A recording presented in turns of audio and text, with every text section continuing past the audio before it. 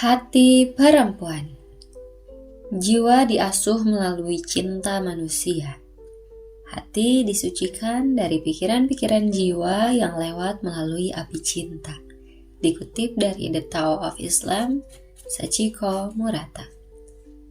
1. Membincang hati perempuan. Hati dalam jiwa perempuan juga mempunyai dimensi tanzih, jauh dan tak terjangkau oleh pengetahuan. Dan dengan pandangan seperti ini, maka upaya memahami hati perempuan dan mendekatinya untuk menyatu kepadanya bukanlah perkara pengetahuan semata, tetapi dimensinya adalah tazkiyatun nafs, pensucian diri. Dalam kosmologi perempuan, jika suami ingin memasuki hati istrinya, diperlukan syarat kesucian. Di dalam hati terdalam ini, ada dimensi kemanusiaan dan ilahiyah yang akan menjadi pusat kebahagiaan manusia. Rasionalitas pada suami menjadi jalan kesucian jika ia berhasil memasuki hati istrinya. Dalam pencapaian ini, maka suami mampu mengalihkan perhatiannya dari sekedar perhatian terhadap fisik istrinya menuju kepada jiwa istrinya yang mengarah pada Tuhan. Kajian Ibn Arabi dalam pembahasan hati seperti ini menyebutnya sebagai dimensi jiwa rasional dari kerja hati. Mungkin kita bisa sedikit mengerti mengapa banyak laki-laki cenderung kehilangan rasionalitas terhadap perempuan oleh karena hanya mengarah pada tubuh perempuan, bukan jiwanya. Sebagaimana Ibn Arabi mengatakan, salah pahamnya laki-laki terhadap seksualitas jika tidak menemukan cinta dalam diri perempuan. 2. Hati adalah rumah Tuhan. Jiwa yang jahat takluk oleh kekuasaan cinta. Akal diajari tentang persinggahan-persinggahan cinta. Jiwa indrawi mengambil jalan makna. Ruh menerima aturan-aturan tingkah yang baik dan ilmu tentang jalan cinta. Tuhan menyebut hati adalah rumahnya. Bermalamlah di hati perempuan agar kita menemukan rumah cintanya. Ketika Nabi berkata, "Tempatkan kaum perempuan di belakang," yang dimaksudkannya adalah jiwamu. Sebab ia harus ditempatkan paling belakang, sedangkan yang ada di depan adalah akalmu. Hati manusia ada pada jiwanya. Hati perempuan di jiwa didudukkan di belakang akal. Mungkin bisa diberi pemaknaan bahwa menghadapi perempuan dengan masalah perasaannya, hati, bukan dengan menempatkan pikiran kita dengan segenap argumennya. Hati perempuan perlu dipahami dengan sikap dan perbuatan yang baik. Pikiran kita akan sulit memahami perempuan ketika mereka tampil dengan wajah perasaannya. Perasaan hanya bisa ditundukkan dengan sikap yang baik hati. Ada kecenderungan perempuan merasa tertekan jika mereka dihadapi dengan pembenaran dengan modus pikiran-pikiran rasional objektif yang jauh dari bahasa hati, subjektif. Sifat perasaan memang subjektif, maka memahami subjektivitas bahasa hati perempuan dengan menenangkan hati pria melalui ibadah dan tazkiyatun nafs, pensucian jiwa. Hukum Allah pasti suci, tetapi mungkin seringkali hukum yang suci ini tidak diletakkan dengan bahasa hati. Itu berarti sangat jauh dari pesan Nabi bahwa mereka ditempatkan dengan bahasa hati. Oleh karenanya, hati perempuan yang mungkin dalam banyak kasus bisa menyakitkan pria, sebenarnya adalah sebuah fungsi untuk mengingatkan laki-laki bahwa dia perlu menyempurnakan akalnya. Lalu bagaimana arti hati itu buat perempuan sendiri? Setiap hati mempunyai 5 wajah. 1. Hati yang wajahnya pada kehadiran yang nyata tanpa perantaraan antara dirinya dan yang nyata. 2. hati yang wajahnya berdiri berhadapan dengan dunia ruh dan mengambil dari Tuhannya apa yang dibutuhkannya. 3. Hati yang wajahnya khas bagi dunia imajinasi yang darinya ia menikmati kebaikan yang sesuai dengan wataknya. 4. Hati yang wajahnya yang menghadap ke dunia yang tak terlihat. 5. Hati yang wajahnya menyatukan keempat wajah hati sebelumnya dengan karakternya adalah penyatuan eksistensi.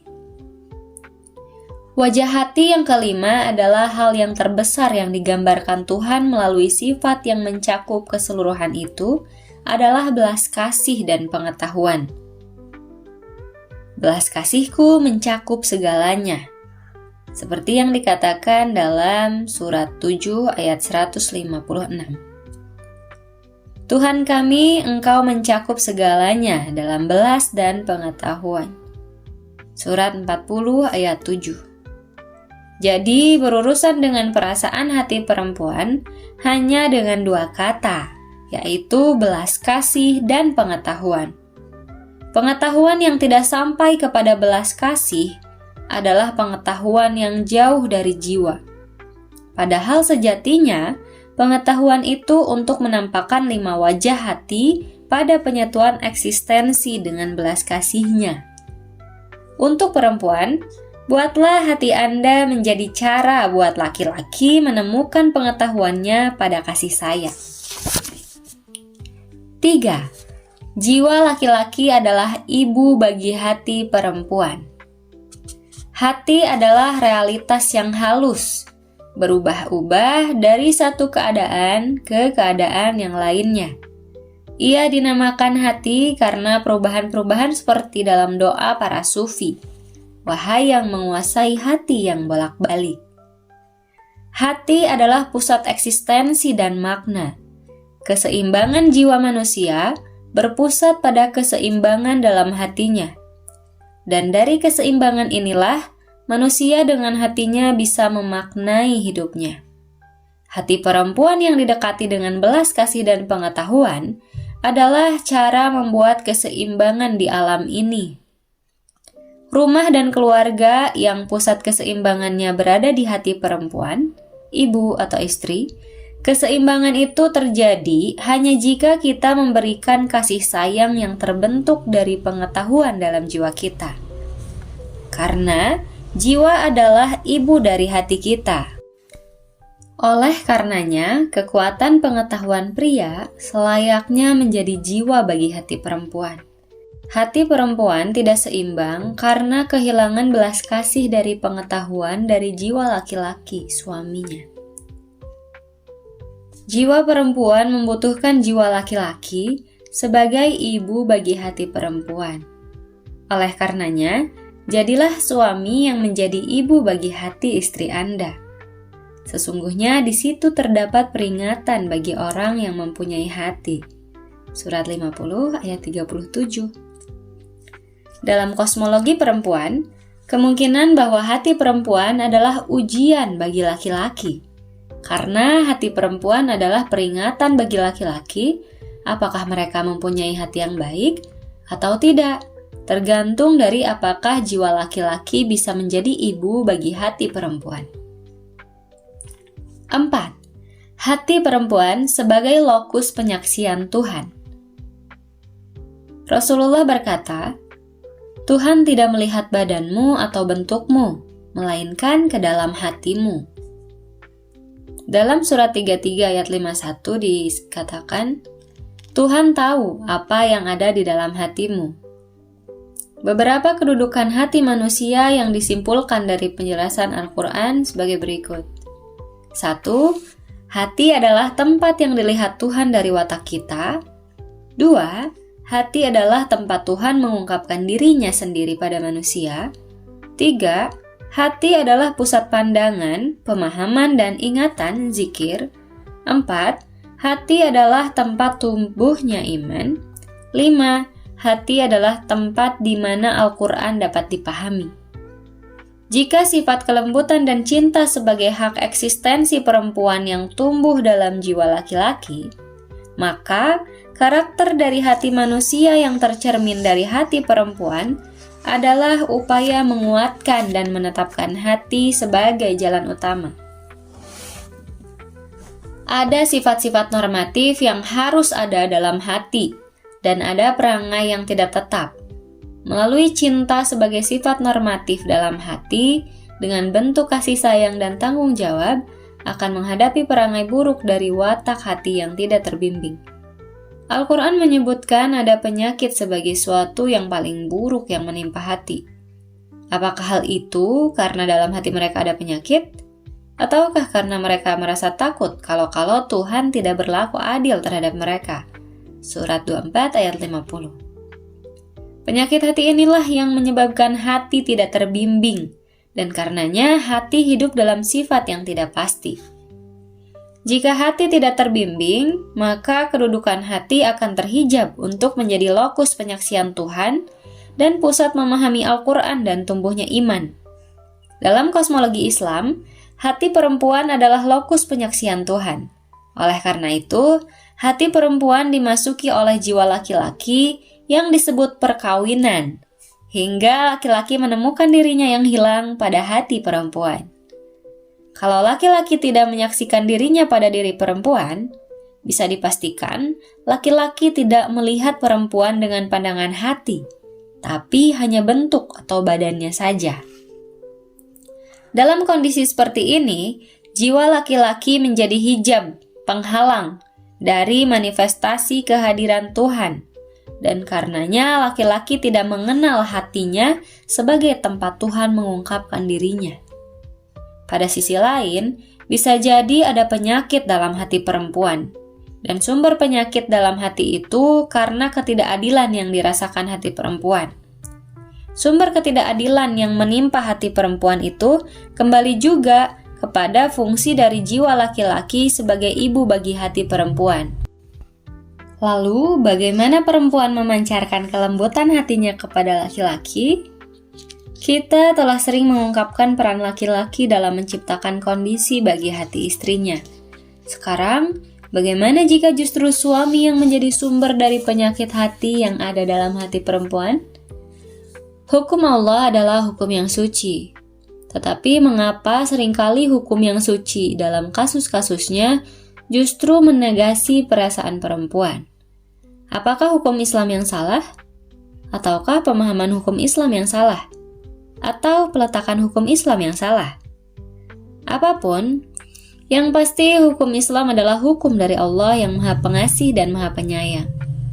Mengapa banyak laki-laki kehilangan perasaannya ketika meletakkan hukum? Penting bagi laki-laki untuk mengetahui bagaimana kerangka bahasa Tuhan, karena bahasa Tuhan yang paling sejati adalah bahasa hati. Hukum suci Allah pasti tumbuh dari hati. Mengapa justru hukum suci Allah terkesan berdampak dalam peletakannya pada penegasian perasaan hati perempuan? Pastilah karena laki-laki yang tidak berperasaan dalam meletakkan hukum. Jadi masalahnya, ekosistem hati laki-laki dan perempuan yang tidak hidup dalam siklus jalan spiritual. Hasrat seksual pasti bernilai spiritual dalam etika Islam, jika hasrat bisa dikelola dan dikendalikan. Pengendalian diri adalah fungsi hati, bukan pikiran. Hasrat emosi memang sering mencelakakannya banyak orang, terutama laki-laki, karena masalahnya dalam hati yang ada penyakit. Penyakit hati obatnya hanya cinta, bukan pelampiasan hasrat. 5. Hati perempuan adalah keluarga. Hati dimiliki manusia permulaannya sebagai basis yang tidak stabil. Perkawinan dimaksudkan sebagai ruang untuk mencapai keseimbangan melalui kestabilan hati. Perkawinan adalah jalan menyempurnakan akal. Jiwa dari keseimbangan itu ada dalam pikiran dan perasaan. Pikiran adalah perasaan yang tersembunyi pada laki-laki, batin. Sedangkan perasaan adalah pikiran yang nampak pada perempuan, lahir. Dialah Allah yang lahir dan batin. Laki-laki dan perempuan adalah pikiran dan perasaan ilahi. Hati adalah lokus pertemuan sempurna pikiran dan perasaan itu. Hati adalah pakaian sejati perkawinan yang hidup di jiwa yang menjadi jalan menemukan cinta, al-ishq. Cinta adalah hak eksistensi perempuan. Keluarga adalah puncak cinta perempuan. Betapa beratnya hati yang hidup dalam keluarga tanpa cinta. Cinta adalah tempat akal menemukan kesempurnaan. Hati perempuan adalah tempat cinta menguatkan jiwa manusia. Semua memang dimulai dari perempuan dan cinta.